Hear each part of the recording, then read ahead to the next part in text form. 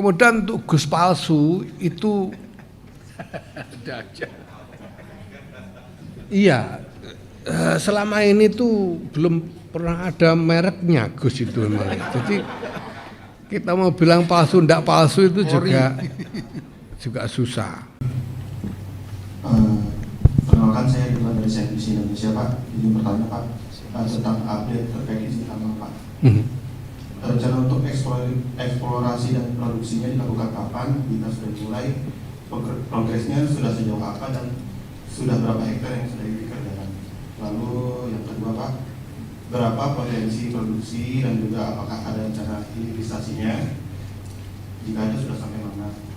Lalu yang ketiga, apakah yang mengelola tambang seluas 26.000 hektar adalah dari pihak perusahaan tambang PBNU?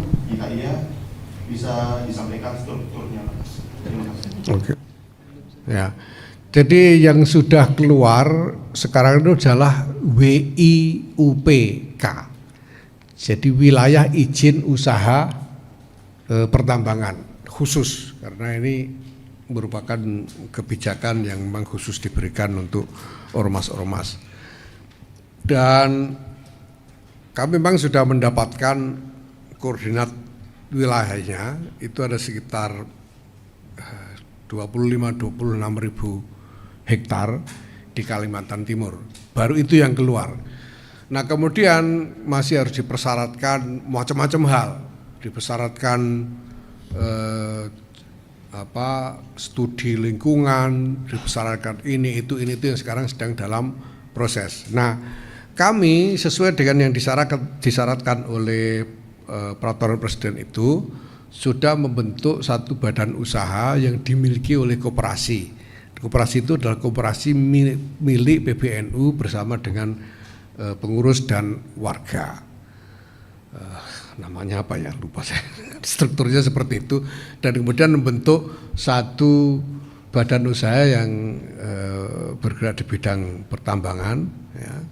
Badan usahanya itu namanya BUMN, singkatannya itu. Ya, badan apa? Saya lupa itu singkatannya. Nanti kita tanyakan ya.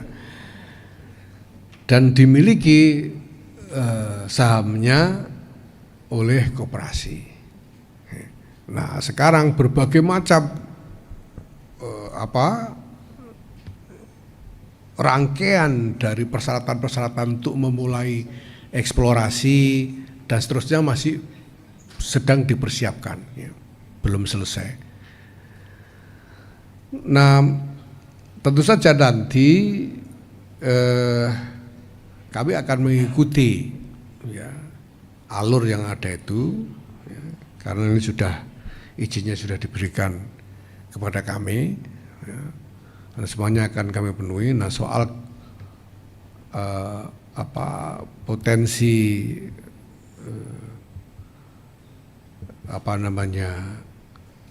batu baranya, ya tentu kita harus menunggu hasil eksplorasinya nanti, karena belum.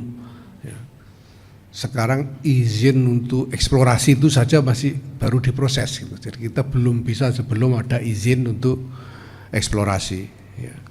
Ini masih dalam proses lah. Tapi wilayah izin usaha pertambangan sudah terbit, sehingga untuk mendapatkan izin usahanya itu sudah bisa mulai diproses. Tapi itu sekian banyak persyaratan yang harus kita penuhi. Ya. Kemudian soal hilirisasi, nah ini tentu kami sementara ini memang belum sampai berpikir tentang bagaimana desain pengembangan dari usaha ini, ya, karena belum sungguh-sungguh mulai.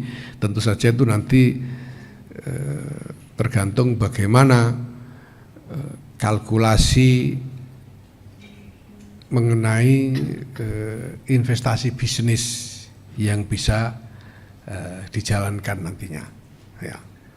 Ya jangan sampailah kita bisnis lalu seolah-olah dapat konsesi lalu NU rugi kan, ya jangan sampai. Kita ingin supaya tetap saja ada keuntungan dan pengembangannya bagaimana tergantung nanti. Jadi ya Yang kita bentuk itu PT Berkah Usaha Muamalah Nusantara. PT Berkah Usaha Muamalah Nusantara.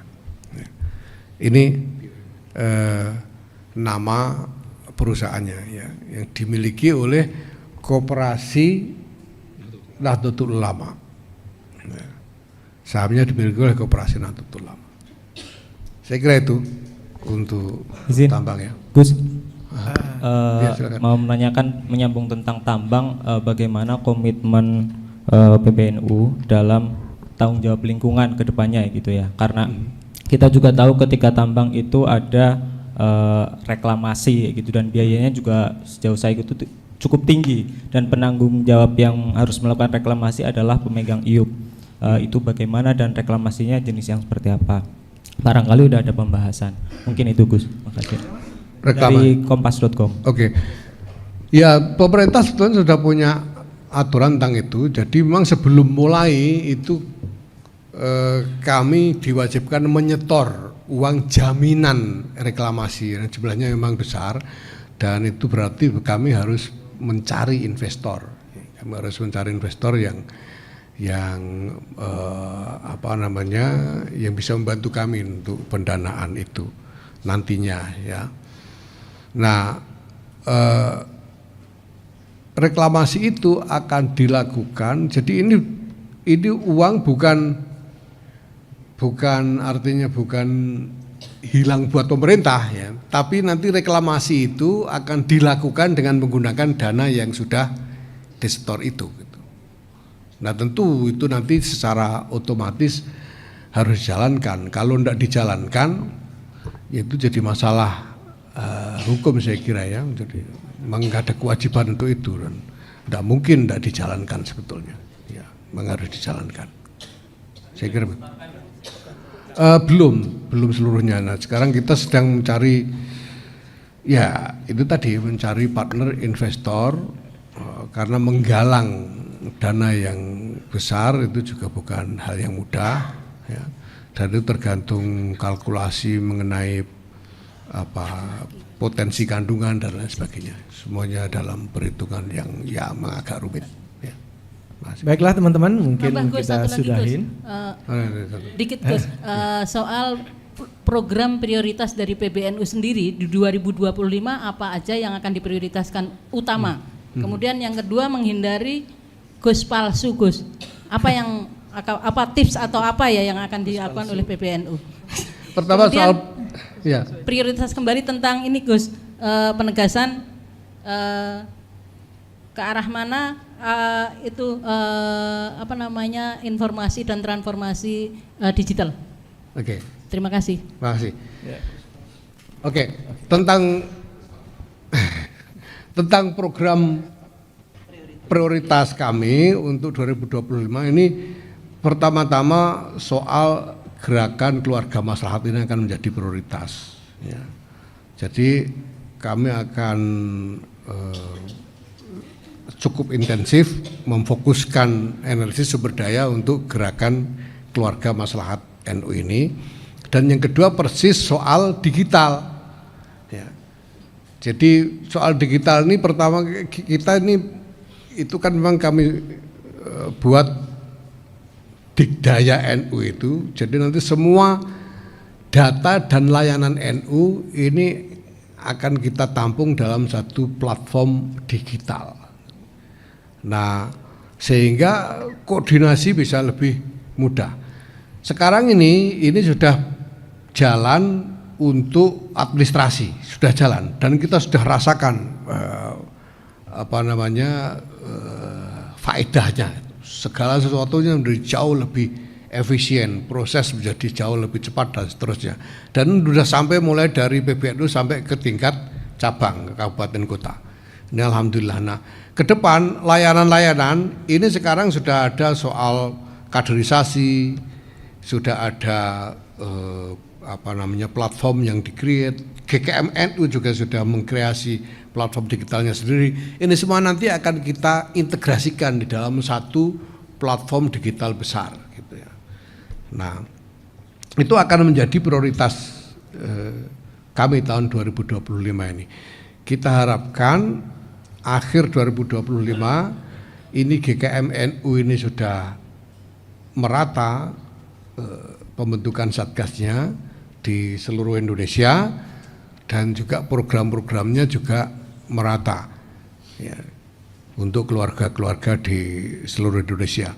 Dan perlu dicatat bahwa objek atau sasaran dari program GKM NU ini tidak khusus warga NU saja. Ini kita desain sebagai layanan inklusif, layanan untuk semua masyarakat. Jadi yang mau ikut itu enggak ditanya NU apa enggak gitu. Pokoknya kalau mau ikut ya ikut saja gitu.